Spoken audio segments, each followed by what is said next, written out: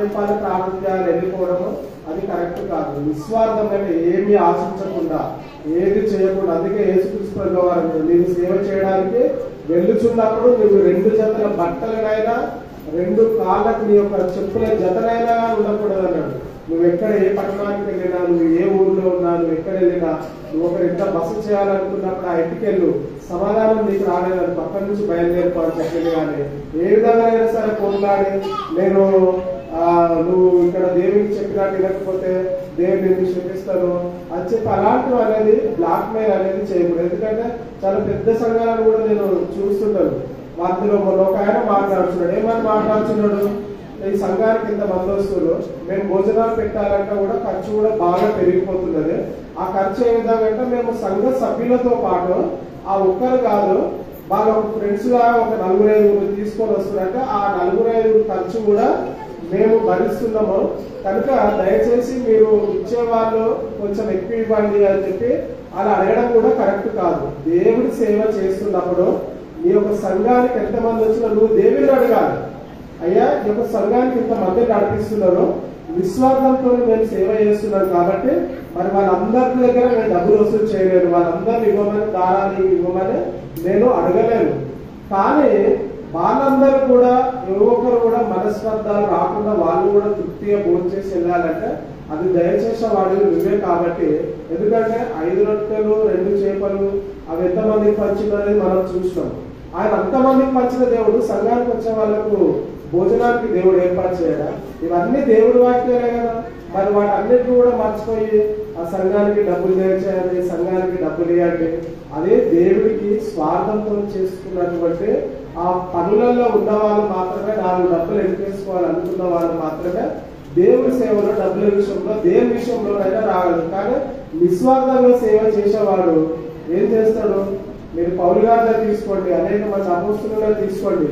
వాళ్ళు పౌలు గారు ఏమన్నారు? మీరు ఇచ్చిన డబ్బులలో వాళ్ళు ఎవరిని అడగలేదు, నిస్వార్థంగా వాళ్ళు అపోస్తుల దగ్గర, వాళ్ళ పాదాల దగ్గర భూములు అమ్మి, వాళ్ళ పొలాలు అమ్మి, ఇల్లు అమ్మి, వాళ్ళ పాదాల దగ్గర వేసినప్పుడు మరి వాటన్నిటిని కూడా తీసుకొని వాళ్ళు ఏదైనా చేయవచ్చు ఆ రోజులలో. కానీ వాళ్ళు అలా చేయలేరు. అక్కడ కూడా అంతమందికి పంచిపెట్టారు దేవుడి సేవ నిమిత్తం అని చెప్పి అది వాడబడిన డబ్బే కానీ ఏనాడు కూడా అపోస్తులు తీసుకున్నట్లు కూడా లేదు. మీరు సమూయేలు గురించి మీ అందరికి బాగా తెలుసు. సమూయేలు గారు ఒక రాజును ప్రకటించండి అని చెప్పి సమూయేలు గారు అడిగినప్పుడు కూడా ఆ సమూయేలు గారు అంతమందిని దేవుని దగ్గరికి ఆయన ఏమన్నాడు? అయ్యా వీళ్ళు మీరు ధృవీకరిస్తున్నారు అని చెప్పి అనుకున్నప్పుడు నన్ను వద్దంటున్నారు, ఏం చేయాలంటే దేవాలయ దేవుడు ఏమని మాట్లాడారనుకోనే, సమూయేలు వాళ్ళు ధృవీకరిస్తున్నారు నన్ను కాదయ్యా, నిన్ను కాదయ్యా, నన్ను ధృవీకరిస్తున్నారు. అంటే నేను ప్రజలను ఏరాలని అనుకుంటున్నాను, కానీ వాళ్ళు ఏమనుకుంటున్నారు? వాళ్ళకు ఒక రాజు ఏరాలని కోరుకుంటున్నాడు అన్నప్పుడు ఆ ఇశ్రాయేలు జనాంగాన్ని అందరిని అక్కడికి పిలిపించి వాళ్ళతోనే సమూయేలు గారు ఏమని మాట్లాడారంటే, మీలో ఎవరి దగ్గర నేను ఒక పైసా తీసుకున్నా, దూడను తీసుకున్నా, గాడిదలను తీసుకున్నా, ఏమి దగ్గర తీసుకున్నా కానీ తిరిగి దానికి 2 అంతలుగా 3 అంతలుగా నేను చెల్లిస్తాను. కానీ నేను ఎవరి దగ్గర ఏమి తీసుకోలేదు. అలా తీసుకున్నానని మీలో ఎవడైనా నా మీద సాక్ష్యం పలికేవాడు ఉంటే మీ ఇశ్రాయేలు జనాంగాలు అక్కడికి ఎంతమంది? దాదాపుగా 6 లక్షల పైచీల కంటే చిన్నలు పెద్దరాలు అందరూ కలుపుకుంటూ దాదాపు ఎంతమంది అవుతారంటే 25 లక్షల మంది అవుతారు.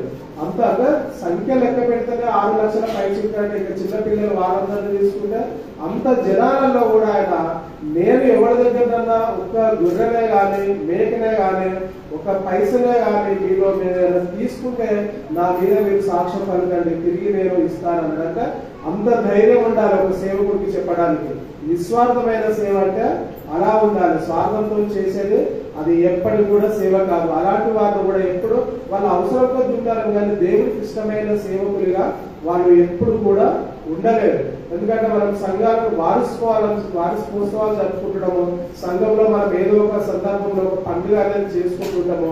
ప్రతిదీ మనకు దేవుడు సంఘం అనగానే చాలా అందరిని ఎక్కడికి కూడా ఉన్న వాళ్ళందరూ ఒక చోటకి, అంటే ఒక శిరస్సు కింద ఒక అవయానికి అతుక్కొని శిరస్సు కట్టుకొని ఉన్న మనందరం కూడా ఒకే తల్లి గర్భం నుంచి వచ్చిన వాళ్ళం కాదు, కానీ ఒకే దేవుడి నుంచి వచ్చిన వాళ్ళం. ఎందుకంటే ఆయన కావాలనుకున్నాడు కాబట్టి మనందరిని ఇక్కడ కూర్చుండబెట్టి అనేక మందిని నడిపించి ఈ యొక్క సంఘాలను స్థాపించి వాళ్ళల్లో కూడా దేవుడిని వాళ్ళందరూ కూడా ఆయన క్రీస్తు యొక్క రక్తంలో కడిగింది కాబట్టి ఇక్కడ మనం అందరం కూర్చొని ఉన్నాం. ఎందుకంటే ఆయన ప్రణాళిక లేని ఏ ఒక్క మనిషి కూడా ఇక్కడికి వచ్చి కూర్చోలేడు. కానీ దేవుడు ఏనాడో మనుషులను అంటిపెట్టుకొని ఉన్నాడు, కానీ మనుషులు మాత్రమే దేవుడికి స్వార్థాల కోసం దూరంగా వెళ్ళిపోతున్నారు. గత వారంలో మనం చెప్పుకున్నాము, మన సంఘంలో నుంచి వాళ్ళ యొక్క స్వార్థ ప్రయోజనాల కోసం వాళ్ళ యొక్క పర్సనల్ ప్రాబ్లమ్స్ వల్ల బయటికి వెళ్ళిపోతే అది దేవుడికి అంటిపెట్టుకున్నట్టు కాదు. ఎందుకంటే మనం యోహాను సువార్తలో మనం చదువుకుంటాము, ఎవడైనాను ఆయన ఏమన్నా నేను ఒక ద్రాక్షావల్లిని, ఆ యొక్క ద్రాక్షావల్లికి తీగలు అంటిపెట్టుకొని ఉంటేనే ఫలింపగలుగుతాయి, లేదంటే అవి ఫలింపలేవు. అంటే ఫలింపలేని తీగలు ఏమైపోతాయి, వాళ్ళ స్వార్థంతో బయటకు వెళ్ళిపోయి వాళ్ళ ఇష్టానుసారంగా సంఘం మీద బురద జల్లే విధంగా ఉంటారు. వాళ్ళు సంఘం మీద బురద ఏ విధంగా జరుగుతారంట, అక్కడ మనుషులు ఇలాంటి వాళ్ళండి, అక్కడ అలాంటి వాళ్ళండి, కానీ నువ్వు ఉన్న వాళ్ళు మాత్రం మంచిగానే ఉంటారు. నువ్వు వెళ్ళగానే వాళ్ళందరూ ఏమైపోతారు, నీకు ఎగరెస్ట్ అయిపోతారా? అంటే అందులో స్వార్థం ఎవరిలో ఉంది? వెళ్ళిన వారిలో స్వార్థాన్ని నింపుకొని వెళ్ళిన వారు, అది మీ యొక్క స్వప్రయోజనాలు, మీ యొక్క పర్సనల్ ప్రాబ్లమ్స్ వల్ల మీరు చేసుకొని సంఘాన్ని దూషించడము కరెక్ట్ కాదు. ఆ విషయంలో దేవుడు కూడా క్షమించదు. ఎందుకంటే దేవుడు ఆయనకు అంటి పెట్టుకొని ఉండాలి. ఆ యొక్క ద్రాక్ష తీయకు మనం అంటి పెట్టుకొని ఉంటేనే మనము దేవుడిలో ఫలించగలుగుతాం. అలా ఆయనకు అంటి పెట్టుకుంటా ఉండలేమనుకోండి, ఇప్పుడు ఏమైపోతాం మనము, ఒక చెట్టు ఉంది, ఒక చెట్టుకు ఒక పండు ఆకు వస్తుంది, లేదా ఒక తీగ ఎండిపోతుంది, దాని ద్వారా ఏమైపోతుంది, ఆ యొక్క చెట్టు కూడా నశించిపోతుందని ఆ యొక్క వ్యవసాయకుడు ముందుగా ఏం చేస్తాడు, దాన్ని పెరికేస్తాడు చెట్టు మొత్తం పాడవకుండా ఉండడానికి. అంటే దానిలో నుంచి ఒక తీగ వెళ్ళిపోవడం బెస్ట్, లేదంటే చెట్టునే పెరిగి వేయడం బెస్ట్. ఎందుకంటే ఒక తీగను తీసేయడమే బెస్ట్. కనుక నిస్వార్థ పనులు ఉంటే సంఘాలలోనే ఉండి ఒక దేవుడి సేవను అడ్డు పెట్టుకొని ఉండి దేవుని మనం ఏది అడిగినా దేవుడు మనకు దయచేస్తాడు. మనము దాదాపుగా ఇప్పుడు 25 సంవత్సరాలు ఎంతో గ్రాండ్ మనం చేసినాం, కానీ ఆ 25 సంవత్సరాల్లోని కూడా దేవుడు మనల్ని నడిపించిందనంటే దేవుడికి మనందరం కావాలి కాబట్టి మనల్ని ఏమనుకోకుండా దేవుడు మనల్ని కాపాడండి. ఎందుకంటే కాలగమనంలో కాలం చేసిన వాళ్ళు కూడా ఉన్నారు, వాళ్ళందరూ కూడా వాళ్ళలో లేకుండా దేవుడు మనల్ని ఇక్కడ కూర్చున్నబెట్టి మరి యొక్క సంవత్సరాన్ని కూడా మనకు దయచేసిందంటే ఎంత గొప్ప విషయం చెప్పండి. ఇప్పుడు చాలా మంది మనం అనుకుంటాం ఏంటంటే నేను కూడా చేయగలుగుతాం సేవ అని అంటారు. సేవ చేయడం అని అంటే 4 మాటలు చెప్పడం కాదు, దేవుడి మనసును అర్థం చేసుకోవడం. దేవుడి మనసును అర్థం చేసుకున్న వారికే దేవుడి యొక్క మాటలు రాగలుగుతాయి. ఎందుకంటే దేవుడిని వాక్యం చెప్పడం ఏమిటంటే చదవడం చెప్పడం అంటే ఎవరైనా చెప్పొచ్చు, కానీ దేవుడి యొక్క మనసులో అర్థం చేసుకోవాలి. ఇంట్లో మన తల్లిదండ్రులు పిల్లలు ఏమని అంటారు, అరే ఇంకా నువ్వు ఇంత పెద్దగా అయినా కానీ నన్ను ఎప్పుడు అర్థం చేసుకుంటావు రాను అని అంటారు. కానీ దేవుడు ఎదురు చూస్తున్నది కూడా అదే, ఆయన అర్థం చేసుకునే పిల్లలు కావాలి. అందుకే ఆయన ఏమంటాడు, నరులారా తిరిగి రండి అని అంటాడు ఆయన.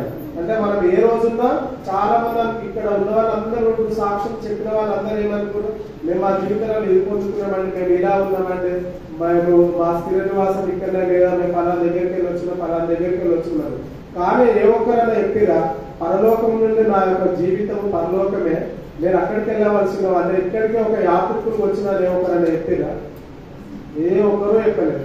మా ప్లేస్ ఇక్కడ, మేము ఇక్కడే అని చెప్తున్నారు. కానీ మనం అందరం కూడా పరలోకం నుంచి ఇక్కడ ఒక యాత్ర చేయడానికి మాత్రమే వచ్చినాం. ఆ యాత్రలో మన యొక్క జీవితం ఎన్నాలో ఎవరికి తెలియదు, నేనైతే లోకానికి యాత్ర చేయడానికే వచ్చిన. అందులో దేవుడి విధంగా నన్ను వాడుకొని దేవుడి యొక్క మాట చెప్పించడం అంటే అందులో నేను చాలా సంతోషిస్తున్నాను. ఎందుకంటే ఏ రోజు ఎప్పుడు చనిపోతామో తెలియదు. చావనగానే చాలా మందికి భయం వేస్తుంది, కానీ చావనగానే దేవుడిలో ఉన్న వాళ్ళు ఎవరైనా కానీ అమ్మ దేవుడు నాకు ఈ యొక్క యాత్ర నుంచి విముక్తిని కలిగజేసిన సంతోషం మనలో కనిపించాలి. అప్పుడే నిజమైన క్రైస్తవుడిగా మనం జీవిస్తాం. అందుకే పౌలు గారు కానీ పేతురు గారు కానీ వీళ్ళు ఏమన్నారంటే, నేను బ్రతికి ఉండడం కంటే చావడము చాలా ఇష్టం అని చెప్పుకున్నారు వాళ్ళు. ఎందుకంటే ఇంకా ఈ లోకంలో ఉన్నందా నీకు ఎన్నో శోధనలు వస్తుంటాయి, ఎన్నో వస్తుంటాయి. కానీ ఎప్పుడైతే మనం దేవుని తెలుసుకున్నామో, ఎప్పుడైతే మనం దేవుడిలో ఉన్నామో, ఎప్పుడైతే దేవుని అంటిపెట్టుకొని మనం ఉన్నామో, ఆ అంటిపెట్టుకొని ఉన్న సమయంలోనే మనము యాత్రను ముగించి దేవుడి దగ్గరికి వెళ్ళడము చాలా సంతోషకరమైన విషయం. ఎందుకంటే ఈ రోజు మనకున్న జీవితం రేపు ఉండకపోవచ్చు, రేపటి పరిస్థితులు ఏమి జరుగుతాయి, దాన్ని బట్టి మనము మారిపోయి దేవుడిని కూడా వదిలేసే పరిస్థితుల్లో మనం ఉంటామేమని ఆ యొక్క ఆలోచనతో మనం బ్రతికి ఈ రోజు జీవితానికి విధంగా ఉన్నట్టు రేపటి జీవితం మనకు లేకపోయినా దేవుడి యందు నేను ఈ రోజు ఉన్నాననే విధంగా మనం సంతోషించాలి. అలా ఉన్నప్పుడే మన యొక్క జీవితాలలో దేవుడు ప్రతి క్షణము నిన్ను అంటిపెట్టుకొని ఆయన ఉన్నట్టుగా నువ్వు కూడా ప్రార్థన యందును యాత్ర యందును ప్రతిసారి ఆయనతో నువ్వు ప్రతి క్షణమును అంటిపెట్టుకున్నాడు. అందుకే కీర్తనకారుడు అన్నాడు, దివారాత్రములు యెహోవా ధర్మశాస్త్రములు ధ్యానించువాడు ధన్యుడు అని అంటాడు. అంటే మన దివారాత్రములు మనము ఎంతమంది ధ్యానిస్తున్నాం? మీరు చెప్పండి, మన దివారాత్రములు ఎంతమంది ధ్యానిస్తున్నాం యెహోవా ధర్మశాస్త్రాన్ని?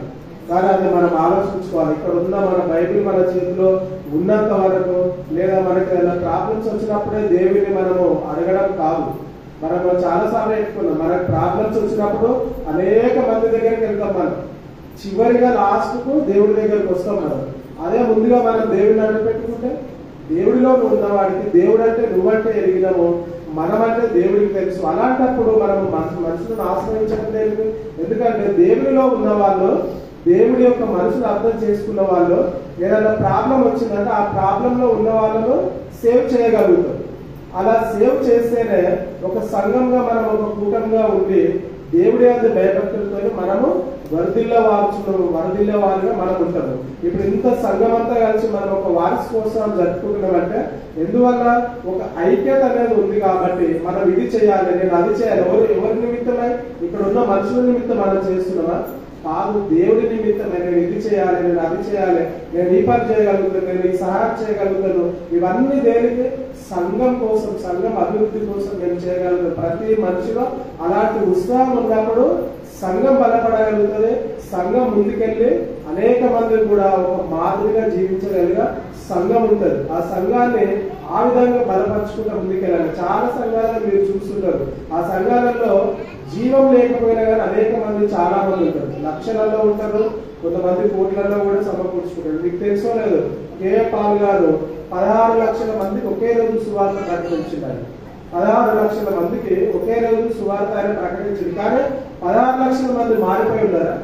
మరి ఆ 16 లక్షల మంది నమ్మి బాప్తిసం పొందుకొని ఉంటే ఆ 16 లక్షల మందికి అది ఆయన చేసి ఎప్పుడో కొన్ని సంవత్సరాల క్రితం. కానీ నాన్నకి ఎంత ఎస్టాబ్లిషన్ అయిపోవాలి అదంతా. కానీ లేదు, ఎవరికైనా కానీ స్వార్థము. దేవుడికి ఉన్నటువంటి మనసు మనుషులలో మనకు లేకపోవడం వల్ల దేవుడికి దూరంగా జీవిస్తూ మన అవసరానికి మాత్రమే దేవుని మనము ప్రార్థిస్తున్నాము, దేవుడిని మనము వేడుకుంటున్నాం. మనము 25 సంవత్సరాలు గడిచి ఇక్కడ ఉన్నామంటే నేనైతే చాలా సంతోషిస్తాను. ఎందుకంటే దేవుడి కృప ద్వారా ఈ లోకంలో దేవుడు మరొక సంవత్సరాన్ని నాకు దయచేసిందని అంటే, ఈ యొక్క సంవత్సరంలో ఈనాడు నేను ఇక్కడ రేపు నా జీవితం ఏందో నాకు తెలియదు. కానీ ఇక్కడ నిలబడి ఒక దేవుని యొక్క మాట చెప్పడానికి ఇచ్చిందంటే అది ఆయన కృపావరం అని నేను కోరుకుంటాను. ఎందుకంటే ఇక్కడ నేను ఏదో నన్ను చూసి అయ్యగారు నాకు సమయాన్ని ఇచ్చిండు, లేదా ఆయన ఇక్కడ ఉన్న వాళ్ళందరికీ నేను ఏదో చెప్పాలని చెప్పి నేను ఇక్కడ నిలబడ్డానని చెప్పి అలా జరిగించిన వాడు ఎవరు కూడా ఎప్పుడు దేవుని యొక్క సేవ జరిపించలేదు. నిస్వార్థమైన సేవ ఉంటేనే దేవుడి యొక్క సేవలోనే మనము జీవించగలుగుతాం. ఎందుకంటే ఆ నిస్వార్థంలోనే ఏముంటది? ఎందుకంటే మీరు యోహాను సువార్త 4వ అధ్యాయం మనము చూసుకుంటే అందులో ఒక సమరయ స్త్రీ ఉంటుంది. ఆ సమరయ స్త్రీ, ఎందుకంటే మనం సంఘాలను విడిచెళ్ళినప్పుడు నేను ఈ సంఘంలో, నేను ఆ సంఘంలో అని చెప్పంటారు. ఆ సమరయ స్త్రీ అక్కడ యేసుక్రీస్తు ప్రభుల వారు వచ్చి ఆయనలో దాహం ఏమని యేసుక్రీస్తు ప్రభుల వారు అడిగితే, మేము సమరయులం, మీరు యూదులు, మీరు మాకు సాంగత్యం చేయరయ్యా, అయినా మేము నీళ్ళు ఇస్తాం, మీరు తాగరు కదా అని చెప్పి ఆయన అడిగినప్పుడు, అమ్మ నేను ఇచ్చి నీళ్లు తాగితే ఇంకెప్పుడు కూడా నువ్వు తప్పికొనవు అని అంటాడు. ఆయన ఇచ్చిన నీళ్లు ఏంటి అని అంటే చాలా మంది ఏమనుకుంటారు, దేవుడు వాక్యం ఇచ్చింది కదా, ఆయన మాట చెప్పడం వల్ల ఇదైతే, లేకపోతే ఆయన ఆశీర్వదించడం వల్ల ఇలా అయిపోతారని అనుకుంటారు. కానీ ఆ యొక్క జీవవాక్యము నీ హృదయానికి, ఆయన ఇచ్చిన నీళ్ళేది జీవవాక్యము. ఆ యొక్క జీవవాక్యము నీకు బాధ కలిగినప్పుడు నువ్వు వేదనలో ఉన్నప్పుడు లేదా నీకు ఏ ప్రాబ్లంలో ఉన్నప్పుడైనా సరే దాన్ని నెమరు వేసుకుంటే ఆయన ఇచ్చే నీటి ఊట అదే. ఆయన ఇచ్చే నీళ్ళని ఎక్కడి నుంచో నీళ్లు తీసుకొచ్చి ఇస్తే తాగుతుండడం కాదు. ఆ యొక్క జీవవాక్యము మనకి వేదనలో, శోధనలో, కష్టాలలో, నష్టాలలో నీకు ఏ టైంలో అయినా సరే నీవు ఆ యొక్క మాటల్ని నెమర వేసుకుంటారు. నీ జీవితానికి ఏమైపోతుంది, ఒక ఊటగా మారిపోయి దేవుడు నాకు ఉన్నాడు అనే ఒక మనుషులు సహాయం లేకపోయినా దేవుడి సహాయం నాకు ఉన్నది అనే ఒక ఆ సంతోషంతో నీవు జీవించగలుగుతాడు. అందుకే ఆయన నోట నీటి ఊట ఉంచుతానని చెప్పి ఆయన ఆ యొక్క మాట అన్నాడు. అక్కడ ఆ స్త్రీ కూడా ఏమన్నది, అయ్యా మీరు మెస్సయ్య అని నేను గుర్తించున్నాను, కానీ అక్కడ ఏ కొండ, యెరూషలేము కొండ, ఇక్కడ ఈ కొండ ఉంది కదా, ఈ కొండ మీద ఆ కొండ మీద తండ్రిని ఆరాధించే కాలం వస్తుందని చెప్పి ఒక ఉన్నది, మరి మేము ఏ కొండ మీద ఇక్కడ మేము ఆరాధించాలని చెప్పి అక్కడ స్త్రీ అడుగుతున్నప్పుడు, అమ్మాయి ఈ కొండ కాదు ఆ కొండ కాదు, దేవుని ఏ విధంగా ఆరాధించాలంట, ఆత్మతోనూ సత్యంతోనూ దేవుని ఆరాధించే రోజు వస్తుంది. అది కూడా ఇప్పుడు వస్తుందన్నమాట. కానీ చర్చిల కోసం ఎంతమంది ఎంత దూరం ప్రయాణం చేస్తారు చెప్పండి. అంటే అదే ఆత్మతోనూ సత్యంతోనూ నడిపింపు కాదు. నువ్వు ఆత్మతోనూ సత్యంతోనే దేవుని ఆరాధించాలంటే నువ్వు ఉన్న చోటనే నువ్వు దేవునికి మొరపెట్టుకున్నా కానీ దేవుడు నీకు సహాయం చేస్తాడు. దానికోసం మనం ఎక్కడికి వెళ్తాం, లేదండి నాకు సంఘం బాగుంటుంది, అక్కడికి వెళ్తే చాలా బాగుంటుంది, లేకపోతే అక్కడికి వెళ్తే చాలా బాగుంటుందండి, ఈయన ఇలా చెప్తారండి. అలా నీలో జీవం లేనప్పుడు, నీలోనే వాక్యాన్ని అర్థం చేసుకునే ఇది లేనప్పుడు మీరు ఎన్ని సంఘాలకి ఎంత ఉపయోగం ఉంటుందేమో చెప్పండి. మనలో జీవము, మనలో వాక్యాన్ని అర్థం చేసుకునే గుణం మనలో ఉంటే, మనలో నుంచి పాతుకుపోయే గుణం మనలో ఉంటే, మనం ఎక్కడున్నా కానీ దేవుడి యొక్క బిడ్డలని అలా ఉంటేనే, ఆత్మతోనూ సత్యంతోనూ దేవుడిని ఆరాధిస్తేనే దాన్నే మనము నిస్వార్థంగా దేవుడి యొక్క పనిలో నిమగ్నమై ఉంటాం. మనలో ఒకటి బయటకు ఒకటి ఏమైపోతుంది, మనము స్వార్థపరులండి. ఇక నీలో నిస్వార్థం అనేది ఎక్కడ ఉంటుంది, నిస్వార్థం అంటే కల్మషం అనేది నీలో ఉండకూడదు. ఎటువంటి యొక్క ఎదుటి వాళ్ళ యొక్క ఆలోచనలు కూడా పసిగట్టి ఏ విధంగా వాళ్ళని దూషించడానికి కూడా మనకు హక్కు ఉండకూడదు. మన మీద ఎవరు ఎన్నో రకాలుగా ఎన్నో చెప్తారు, అవన్నీ మనం దేవుడు వదిలేసాడు. దేవుడు చూసుకున్నాడు. పగ తీర్చున్న ఎవరి పని అని చెప్పిండు దేవుడు, ఆయన పని అని చెప్పిండు. పగ తీర్చున్న నా పని, మీరు మాత్రము నా పని చేయాల్సిన వాళ్ళు మీరు నా పని చేయండి. మీ మీద దుష్టులు దుర్మార్గులు ఎవరున్నా కానీ పగ తీర్చున్న నా పని కాబట్టి నేను చూసుకుంటానని చెప్పిండు. ఎఫెసీయులకు రాసిన పత్రిక 5వ అధ్యాయం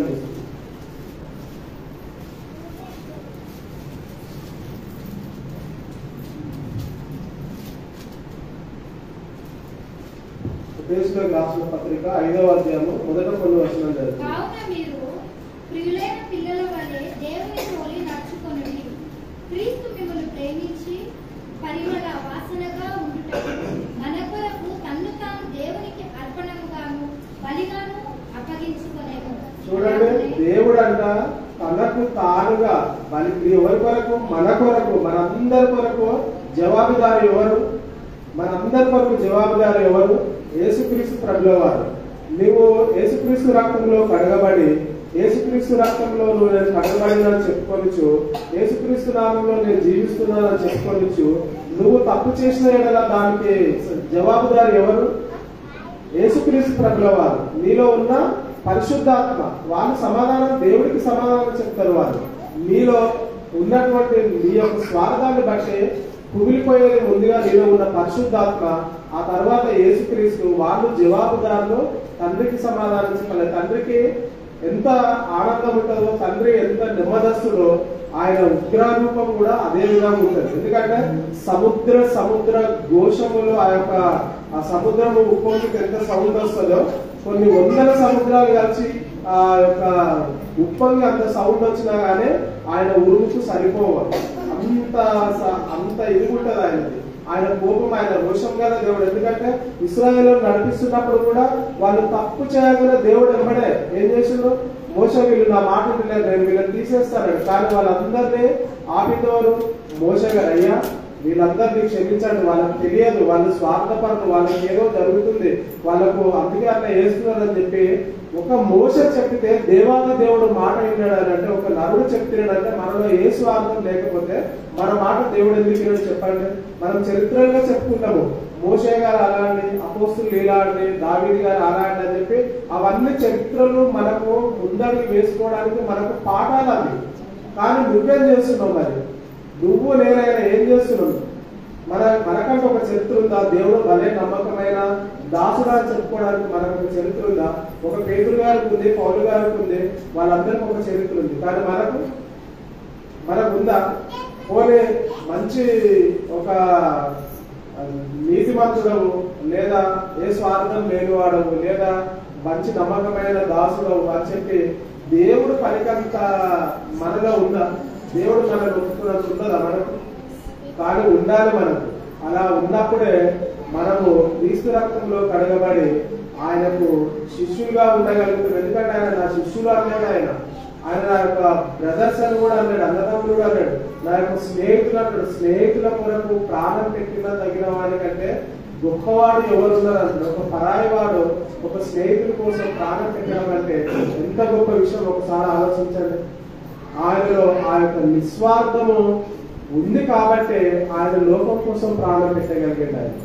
ఎందుకంటే సంఘాలుగా ఈ రోజు మనం చరిత్రలో మనము గొప్పగా సెలబ్రేషన్ చేసుకోవడం కాదు. మన చిన్న సంఘమైనా కానీ ఈ యొక్క సంఘంలో నిస్వార్థంగా పని చేయాలనే ఆలోచన ఇంతవరకు ఎప్పటి వరకు వచ్చిందో ఎవరికి వచ్చిందో నాకైతే తెలియదు. కానీ మేమైనప్పటి నుంచి ఎవరి దగ్గరనైనా సరే ఒక్క రూపాయి కూడా తీసుకోవద్దని చెప్తే నేను ప్రతి ఒక్కరికి అదే చెప్తాను. నేను ఎవరి దగ్గర రూపాయి తీసుకోవద్దని చెప్పి, నా గురించి ఎన్ని మాట్లాడినా నాకేమి కాదు, వాళ్ళు మాట్లాడేది నా గురించి కాదు, దేవుడి గురించి. దేవుడు చెప్పినటువంటి మాట అది, నువ్వు నిస్వార్థంగా జీవించు, స్వార్థంగా కాదు అని చెప్పి దేవుడు చెప్తున్న మాట అది. నన్ను వెనకాల ఎన్ని మాట్లాడినా అది దేవుడు చూసుకుంటాడు, నాకు ఎలాంటి ప్రాబ్లం లేదు. ఎందుకంటే దేవుడు చెప్పమన్న మాటలే నేను చెప్పగలుగుతాను. కానీ నా స్వార్థంగా నేను ఇక్కడ మాటలు చెప్తే అది దేవుడికి ఇష్టమైన మాటలే కాదు. ఆ దేవుడు కూడా నన్ను క్షమించడు. ఇక్కడి నుంచి దేవుడు తోసివేస్తే నేను ఎక్కడికో పడిపోతాను నేను. ఎందుకంటే దేవుడి యొక్క మహిమని కాదని చెప్పి మన సొంత ప్రయోజనాలు ఎప్పుడు కూడా మనము చేయకూడదు. ఎందుకంటే దేవుడు ఆయన అంత గొప్పవాడు కాబట్టి మనల్ని నడిపించి మనల్ని ఆయన మీకు ఒక 32వ అధ్యాయం యెషయా గ్రంథము 32వ అధ్యాయము ఒకసారి 5వ వచనం చూసుకుందాం.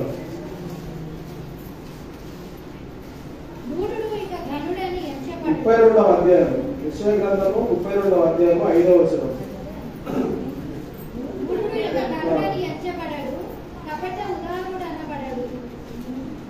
అసలు 33వ అధ్యాయం 5వ వచనం ఒకసారి చూసుకుందాం.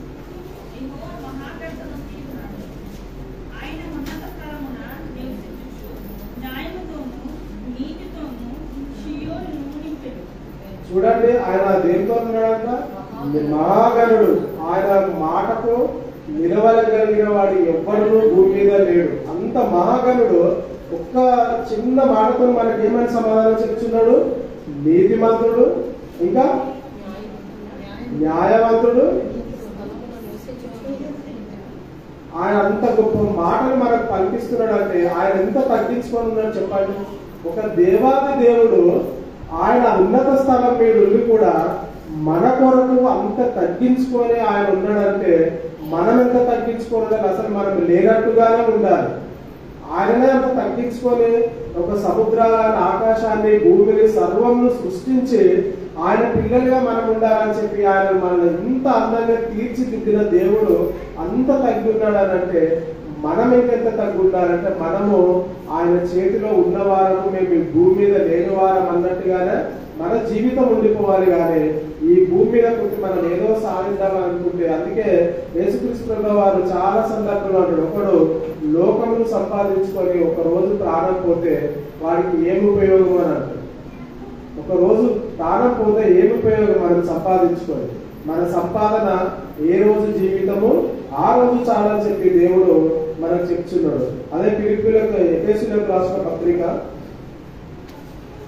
5వ అధ్యాయం 29వ వచనం ఒకసారి చదువుతున్నాం. తన శరీరమును ద్వేషించిన వాడెవడూ లేడు, కానీ ప్రతి వాడు దానిని పోషించి సంరక్షించుకొనును.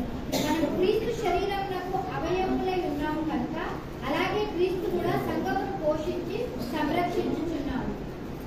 చూడండి, క్రీస్తు ఆయన యొక్క శరీరానికి మనం అవయములో ఏ విధంగా ఉన్నామో ఆ యొక్క అవయములో కావాల్సినటువంటి బలాన్ని, ఆహారాన్ని క్రీస్తు ఏ విధంగా అయితే మనకు దయచేస్తున్నాడో దానిలో కూడా ఆయన స్వార్థం లేకుండా చెప్తున్నటువంటి మాట. ఆయన యొక్క శరీరానికి అవయవం కావాల్సినటువంటి బలం ఇవ్వాలనుకుంటే మనల్ని కూడా ఆయన ఆ విధంగా పోషిస్తున్నాడు క్రీస్తు మనల్ని. ఆ విధంగా ఆయన పోషించడానికి మనము స్వార్థంతో జీవిస్తే, మనస్కానుసారంగా మనం జీవిస్తే దానికి మన ఉపయోగం ఉందా? నీకు కావాల్సిన ప్రతి ఆహారాన్ని, ప్రతిదీ నీకు అంత సమస్తము సమకూర్చి పెడుతున్న దేవుడు నీకు ఇస్తున్నాడంటే ఆయన యొక్క శరీరంలో, ఆయన యొక్క శిరస్సులో అంటి పెట్టుకొని ఉన్న నీవే విధంగా ఉండాలి. ఆ శరీరం, ఆ శిరస్సు ఏ ఒక ఆలోచన చేస్తుందో ఆ ఆలోచన తగ్గట్టుగా నీవు ఉండాలి. ఇప్పుడు ఒక మైండ్ లో దేవుడి శిరస్సు, ఆ శిరస్సులో ఆయనకు ఒక ఆలోచన ఏమైనా వస్తుంది, నేను ఒక కుడి చేయి కదిలించాలనుకున్నప్పుడు ఆయన దీన్నే కదిలిస్తాడు. కానీ కుడి చేయి కాదని ఎడమ చేయి కదిలించగలుగుతుందా మన ఆలోచనతోనే? కాదు. ఆయన స్వార్థం అనేది లేదు. ఆయన ఏదైతే ఇస్తున్నాడో దాన్ని ఒక మైండ్ ద్వారా మన శరీరానికి ఇస్తున్నటువంటి బలాన్ని బట్టే సంఘంలో మనం ఎదగాలి, సంఘంలో మనము జీవించాలి. అలా జీవిస్తేనే దేవుడికి మనం ఇష్టమైన బిడ్డలుగా మనము ఉండగలుగుతాము. ఒకసారి అదే 33వ వచనం చదువుతున్నాం. దాంట్లోనే 33 ప్రతి పురుషుడు తనను వలె తన భార్యను ప్రేమింపవలెను, భార్య అయితే తన భర్త యందు భయము కలిగి ఉండునట్లు చూచుకొనవలెను. చూడండి, అంటే నీకు శిరస్సు క్రీస్తు అయితే నీ యొక్క భార్యకు శిరస్సు ఎవరు? నీవు నీ భార్యను కూడా, నీ కుటుంబాన్ని ఏ విధంగా పోషించాలి, నీ కుటుంబాన్ని నేను ఏ విధంగా ఉండాలని చెప్పి ఆలోచిస్తావో నీ యొక్క సంఘంలో కూడా నీ యొక్క పాత్ర, నీ కుటుంబంలో ఉన్నటువంటి పాత్ర సంఘంలో కూడా కనిపించాలి. అలా కనిపించినప్పుడే నీవు నిస్వార్థపరంగా నువ్వు జీవించగలుగుతావు. ఆ నిస్వార్థపరంగా ఈ నిస్వార్థం అనేది ఎందుకు చెప్తున్నట్టు అయ్యగారు ఆయన మనోవేదన మీద రాసినటువంటి మాటలే. ఆయన మా మనసును మీరు అర్థం చేసుకుంటే దీంట్లో ఆయన ఏం రాసింది అనేది మీకు అర్థమవుతుంది. ఎందుకంటే దేవుడి యొక్క సంఘము ఆయన రానకపోతున్నాడు. ఆయన ఎన్నో చేసిండు, ఎన్నో కార్యాలు చేసిండు అయ్యగారు, చాలా చేసిండు ఆయన. కానీ ఇప్పుడు రాలేకపోతున్నాడు, లేదా ఆయనకు ఉన్నటువంటి బిజీ టైంలో కొంతమందికి సంఘాన్ని అప్పచెప్పిండు అనుకోండి. కానీ ఆ సంఘాలను అప్పచెప్పినప్పుడు చేసినటువంటి ఒక బాధను ఆయన ఇప్పటికి కూడా మర్చిపోలేకపోతున్నాడు. అది ఎప్పుడో జరిగినది అది, కానీ ఆయన ఇప్పటికి కూడా మర్చిపోలేకపోతున్నాడు. అంటే సంఘము ఏ విధంగా పాడైపోయింది అనేది ఆయన యొక్క వ్రాతలో కనబడుతుంది. అంటే ఆ ఉజ్జీవము మళ్ళీ నా కళ్ళ ముందు కనిపిస్తలేదని చెప్పి ఆయన ఒక చైర్మన్ గానే బాధపడమే కాదు, పైన దేవుడు కూడా నరులను చూసి కూడా అదే విధంగా బాధపడుతుంది. నరులకున్న హృదయమే దేవుడికి ఉంది, దేవుడికున్న హృదయమే నరులకున్నది.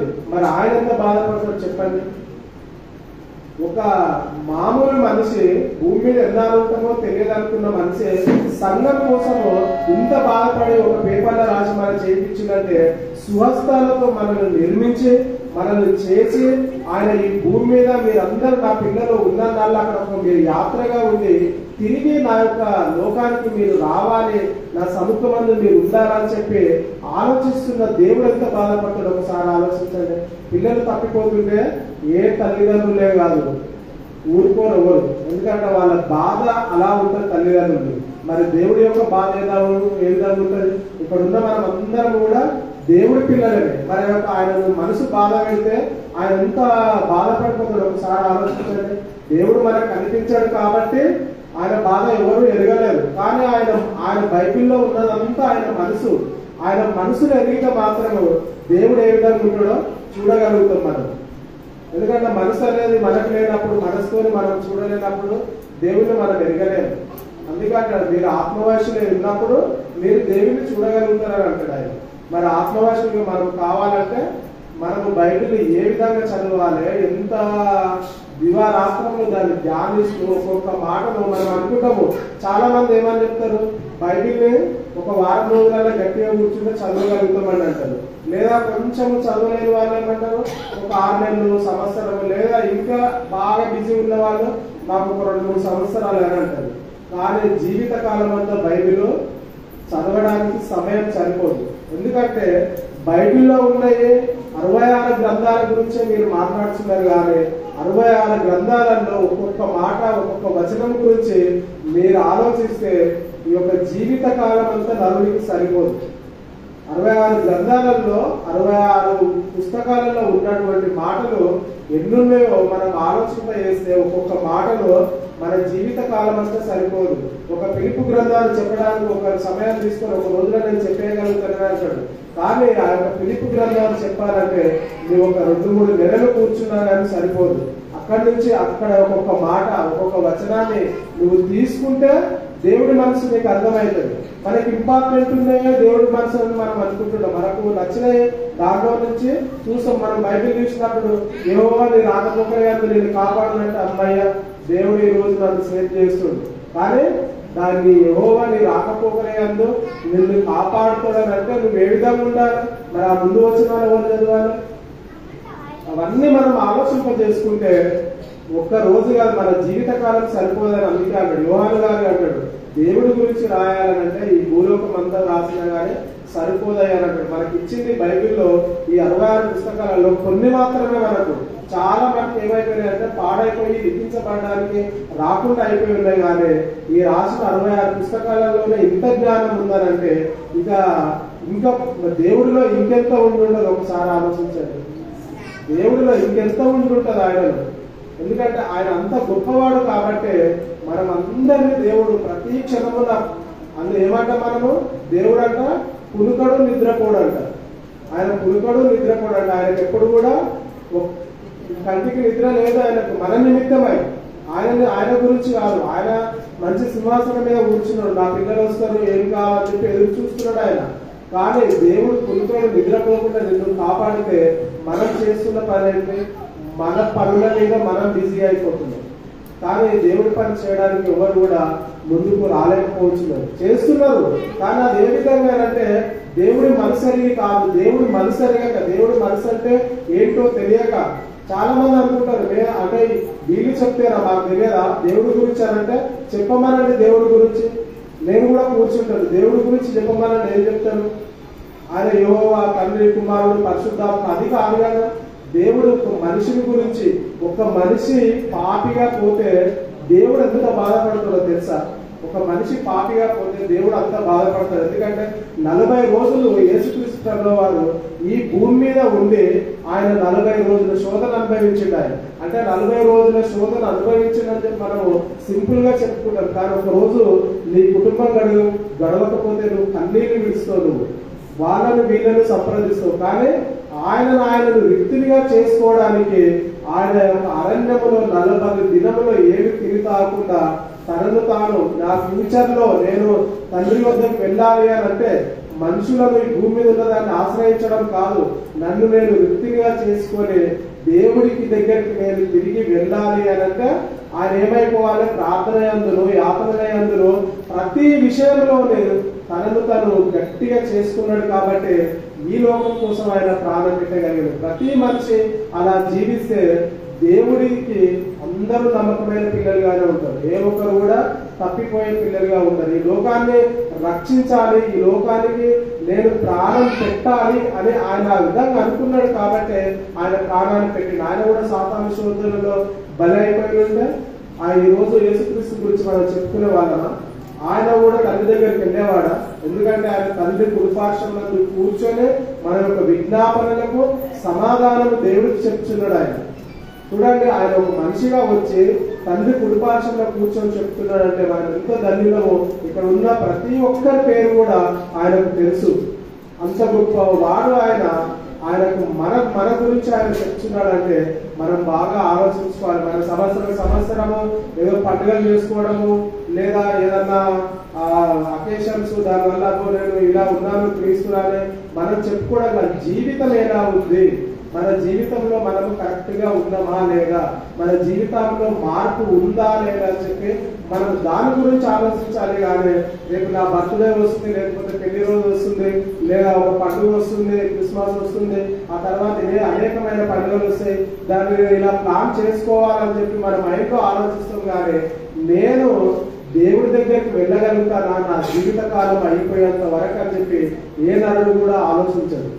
ఎందుకంటే జరగబోయే దాని గురించి సంతోషించే దినాల గురించి అందుకే యేసుక్రీస్తు వారు ఈ యొక్క లోకము మరి ఈ యొక్క రాకడకు సూచనలు ఏంటంటే ఆయన అదే చెప్పాడు, నోహావు దినములలో ఏ విధంగా ఉందో అదే విధంగా జరుగుతాయి అని అన్నాడు. ఇప్పుడు సేమ్ జరుగుతున్నది కూడా అదే విధంగా. మనుషులు ఒకరి మాట ఒకరు వినగలుగుతారా? తిరుచు త్రాగుచు సంతోషిస్తూ పెళ్లి చేసుకోవచ్చు.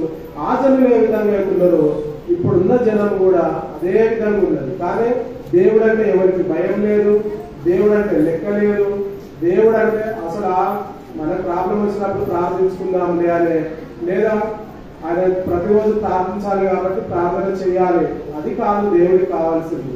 నీవు ఏ విధంగా ప్రార్థన చేసినా దేవుడు నీ యొక్క మనసును ఎరిగినవాడు. ఆయన నాకు తెలియకపోవచ్చు, నేను ప్రార్థన చేస్తున్నా కానీ దేవుడికి నా మనసు ఏంటో తెలుసు ఆయనకు.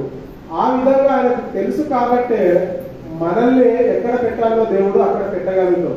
వీడి వల్ల నాకు ప్రయోజనం లేదని చెప్పి దేవుడు అనుకున్నాడు అనుకోండి, కానీ మనం ఎక్కడ ఉంటాం చెప్పండి? మన స్వార్థాల కోసమే కాదు, మనము దేవుడి గురించి ప్రతి నిత్యం కూడా ఆలోచిస్తున్నారు. దేవుడు నాకు జీవితాన్ని ఇచ్చిందనంటే దేవుడు నిన్ను సంపాదించుకోవడము, లేకపోతే నువ్వు ఇష్టానుసారంగా తిరగడము. ఎందుకంటే డబ్బున్న వాళ్ళే దేవుడి రాజ్యంలోకి వెళ్ళాలంటే మనకంటే ముందున్న వాళ్ళు చాలా మంది ఫ్లైట్ వేసుకొని వెళ్ళాలంటే ఫ్లైట్ టికెట్ తీసుకోవడం కాదు, సొంతంగా ఫ్లైట్ ఉన్న వాళ్ళు ఉన్నారు, వాళ్ళు ముందెళ్ళగలుగుతారు. కానీ దేవుడు మనసును ఎరిగాడు, హృదయాన్ని, ఆత్మ నువ్వు ఏ విధంగా ఉండవు అది చూసి ఆయన రాజ్యానికి అర్హుడిగా ఇస్తున్నాడు. ఆయన నీలో ఏది ఆశించడం లేదు, ఆయననే ఆశించినప్పుడు మనం ఎందుకంటే ఆశించడము? మనం వారసత్వం జరుపుకుంటున్నామనంటే మనం ఏ విశ్వాసం లేకుండా మనం ఇక్కడ కూర్చొని నిజంగా నేను 2 సంవత్సరాలు నేను చూస్తున్నాను, వారసత్వాలలో ఎక్కువగా నేను పార్టిసిపేట్ చేయడం ఎక్కువగా అవుతున్నాను. కాబట్టి నేను చెప్తున్నాను నిస్వార్థంగా, అంటే నేను ఈ 2 సంవత్సరాల నుంచే చూస్తున్నాను. నేను ఎందుకంటే అంత ముందుకు నేను వచ్చినా పోయినా నేను ఇదిగా ఉండేవాళ్ళే. కానీ ఈ 2 సంవత్సరాల నుంచి ఆ 2 సంవత్సరాల నుంచి నేను ఎందుకు చూస్తున్నానంటే బైబిల్లో ఒక్కొక్క క్షణాన నేను ఏ విధంగా చదువుతానో నాకు తెలుసు. ఎందుకంటే ప్రతి క్షణము ప్రతి నిత్యము నాకు సమయం దొరికినప్పుడు కూడా నేను ఫోన్లో బైబిల్ చూసుకుంటూ కూర్చుంటాను. ఎందుకంటే ఒక మాట దేవుడి మాట గుర్తుకొచ్చినప్పుడు దాని కింద మరి ఇంకెన్ని మాటలు ఉన్నాయి అనేది నేను చూసుకుంటూ ఉంటాను. ఎందుకంటే మరి జీవితకాలం సరిపోదంటే మరి అదే మరి దేవుడి యొక్క పనిలో నిమగ్నమై ఉండడం అంటే అదే. ప్రతి క్షణమున ప్రతిసారి ఆయన గురించి పని చేసేటప్పుడు కూడా ఆయన గురించి ఆలోచించండి. మీకు తెలుసో లేదో చాలా మంది సేవలు చేస్తున్నప్పుడు అప్పుడు ప్రయాణాలు లేవు, ఏదో రైల్లో లేదా ఎంతో దూరమో నడుచుకుంటూ వెళ్ళాలి. వాళ్ళందరూ ఒక గ్రామం నుంచి వెళ్తున్నారనంటే మంచి పాటలు పాడుకుంటూ వెళ్ళేవాళ్ళు వారందరూ. ఎందుకంటే చూసే వాళ్ళు కూడా చాలా ఆనందం వేసేది. అలాంటి సేవ చేసిన వాళ్ళు ఉన్నారు. మీరు అపోస్తుల గురించి చదువుకుంటే ఒక అపోస్తులు పౌలు గాని పేతురు గాని వాళ్ళందరూ కూడా మీరు ఆలోచిస్తే వాళ్ళు ఎలాంటి సేవ చేసి ఎందుకు చనిపోయారు అనేది కూడా మనము వాళ్ళ గురించి కూడా తెలుసుకుంటే మన జీవితం కూడా అలా ఉండాలని చెప్పి మనము కోరుకుంటాం. అలాంటి సేవలో మనం ఉంటేనే మనము దేవుడికి ఇష్టంగా మనం జీవిస్తాం. కానీ మనిష్టానుసరంగా మనం ఉంటే దేవుడికి ఇష్టమైన వారిగా మనము జీవించము. నెహెమ్యా గ్రంథము 9వ అధ్యాయము, నెహెమ్యా 9వ అధ్యాయము 19-22 వచనాలు ఒకసారి జరుగుతుంది. ఎడారిలో ఉండగా నీవు బహు విస్తారమైన కృప కలిగిన వాడవై వారిని విసర్జింపలేదు. మార్గము గుండా వారిని తోడుకొని పోవుటకు పగలు మేఘస్తంభమును, దానిలో వారికి వెలుగుచుటకు రాత్రి అగ్నిస్తంభమును వారిపై నుండి వెళ్లిపోగా నిలిచాను. వారికి బోధించుటకు నీ ఉపకారాత్మను దయచేసి నీవిచ్చిన మన్నాను ఇయ్యక మానలేదు. వారి దాహమునకు ఉదకమిచ్చితివి. నిజముగా అరణ్యంలో ఏమీ తక్కువ కాకుండా 40 సంవత్సరములు వారిని పోషించితివి. వారి వస్త్రములు పాతగిలిపోలేదు, వారి కాళ్లకు వాపు రాలేదు. ఇదిగాక రాజ్యములను జనములను వారికి అప్పగించి వారికి సరిహద్దులు ఏర్పరిచితివి గనుక వారు సీహోను అను ఎప్షోను రాజు యొక్క దేశమును, బాషానునకు రాజైన ఓగు యొక్క దేశమును స్వతంత్రించుకొనిరి.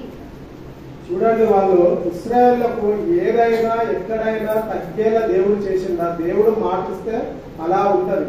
ఇశ్రాయేలు ఎన్నిసార్లు తప్పు చేసి చెప్పండి. తప్పు చేసినా కానీ దేవుడు మాత్రం మాట తప్పలేడు. తప్పు మనం చేసినా దేవుడు మాట ఇచ్చిందంటే మాట మీద నిలబడతాడు. కానీ మనం బాప్తిసం పొందుకున్న రోజు లేదా ఒక కార్డులు ప్రామిస్ కార్డులు తీసుకున్న రోజు మనం కూడా మాట ప్రామిస్ చేస్తాం, కానీ తెల్లారే దాన్ని మర్చిపోతాం.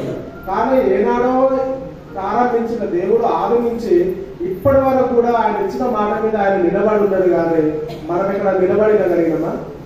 ఆయన మాట నీకు తప్పని వాడు. ఆయన నీకు మాట ఇచ్చిందంటే ఎన్ని ఒడిదుడుగులు నీకు ఎదురైనా కానీ నీకు ఇవ్వాల్సింది నీకు ఇచ్చే తీరుతాడు. ఇశ్రాయేలు తప్పు చేసినా కానీ వీళ్ళకి నేను మన్నా ఎందుకు ఇవ్వాలని కూడా అనుకోలేడు. వీళ్ళని నేను ఎందుకు కానాను దేశం తీసుకెళ్లిపోవాలి, ఇలాంటి వారిని తీసుకెళ్లిపోవాలని కూడా దేవుడు అనుకోలేదు. వాళ్ళకు ఇవ్వాలనుకున్నది కానాను దేశం వెళ్ళేంత వరకు వాళ్ళకు తోడై ఉండి ఆ యొక్క ప్రాంతాలు వాళ్ళు చేరేంత వరకు కూడా ఆయన వాళ్ళని విడువక వెంబడించి ఆ యొక్క ప్రాంతాలలో వాళ్ళు స్థిరపడేంత వరకు కూడా ఆయన వాళ్ళకి ఏమైనాడు? రాత్రి అగ్ని స్తంభముగా, పగలు మేఘ స్తంభముగా నిలబడి నడిపించుడు. దేవుడు కూడా మన ప్రణాళికలో కూడా ఆయన అదే విధంగా ఉంటాడు. కానీ ఇశ్రాయేలు లాగా స్వార్థంతోనే ఇష్టానుసారంగా జీవిస్తే మాత్రం దేవుడు ఎవ్వరిని కూడా వదిలిపెట్టాడు. దేవుడు వదిలిపెట్టాలి, దేవుడి యొక్క అరచేతిలో నేను పాపిగా ఉండకూడదు అనుకుంటే నీకున్నటువంటి నీ యొక్క జీవితంలో ఎలాంటి తప్పు పనైనా సరే వాటిని నువ్వు తుడిచి వేసుకొని నీ యొక్క మార్గాన్ని సరళంగా చేసుకొని నువ్వు ఉంటేనే దేవుడి యొక్క రాజ్యంలోనికి నువ్వు వెళ్ళగలుగుతావు. దేవుడి యొక్క రాజ్యంలోనికి వెళ్ళడం అంటే అంత ఈజీగా కాదు. ఎందుకంటే లాజరు చనిపోయిన అతను లేపలేడా అంటే లాజరు చనిపోయిన వారిని లేపినా అతను తిరిగి భూమి మీద బతుకున్నాను, మళ్ళీ దేవుడి కోసమే బ్రతికిండు, మళ్ళీ చనిపోయినా దేవుడి దగ్గరికే వెళ్ళిండు. కానీ మనకు దేవుడు మనకు కూడా ఛాన్స్ ఇచ్చాడు. మనం పాపలమై ఉండగా ఆయన రక్తంలో మనల్ని కడిగి మనల్ని పవిత్రులుగా చేసి మరొక జీవితాన్ని దేవుడు మనకు దయచేసి మంచి మార్గంలోకి దేవుడు మనల్ని నడిపిస్తున్నాడంటే ఆ యొక్క మంచి మార్గం నుంచి మనం తొలగిపోకుండా దేవుడి యొక్క మార్గంలో యేసుక్రీస్తును అంటి పెట్టుకొని ఆ యొక్క తీగలో మనం ఫలించే బిడ్డలుగా మనం ఉంటే అప్పుడు మనం ఏం చేస్తామంట? మంచి ద్రాక్ష పళ్ళను మనము కాచేవారిగా ఉంటామంట.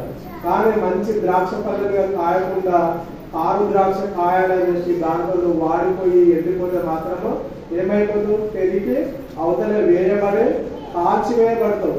ఎక్కడికి ఆ యొక్క కాల్చివేసిన దగ్గర ఏ విధంగా ఉంటుందంటే అగ్ని ఆనదు, పురుగు చావది. అలాంటి మంటలో కాలిపోవడం ఇస్తావా? లేకపోతే దేవుడికి సముఖంగా ఆయనకు ఎదురుగా కూర్చొని ఆయనను చూసి సంతోషించడం మనకు ఇష్టమా? చెప్పండి. దేవుని చూసి సంతోషించడం మనకు ఇష్టం. ఎందుకంటే దేవుడు లేడనే మూర్ఖులు చాలా మంది ఉన్నారు. ఎందుకంటే క్రైస్తవుల దాంట్లో ఎక్కుతున్నారు. దేవుడు బైబిల్ చదువుతున్నా కానీ డౌట్ ఉంటుంది. కానీ దేవుడు ఉన్నాడు అని నిరూపించడానికి మీరు దానియేలు గ్రంథం 2వ అధ్యాయం మీరు ఇంటికి వెళ్ళాక చదవండి. దేవుడు చేసినటువంటి ఆ యొక్క అద్భుతమైన జీవితాన్ని బట్టి దేవుడు ఉన్నాడని ప్రతి మనిషి చెప్పగలుగుతాడు. ఎందుకంటే ఆయన ఉన్నాడు అనడానికి అధ్యాయం ఒకటి చాలు. అంత గొప్ప దేవుడు ఆయన.